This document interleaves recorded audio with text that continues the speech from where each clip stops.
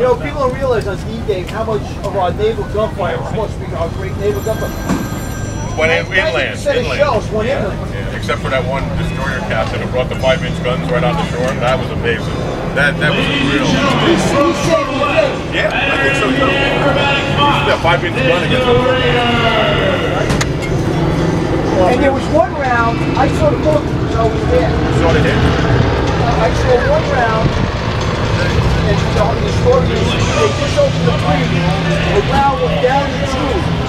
The German robots blew off the orders. Because I was asking, those chunks of concrete, there's like 20 tons that were like... They didn't blow it up after? No, like a little tank. The story was there by foot. So what was lucky shots that went down the beach. And it blew up the robot from the inside out. How many yards was that?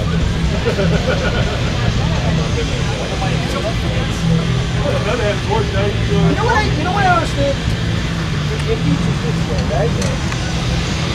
They don't fight spot this way. I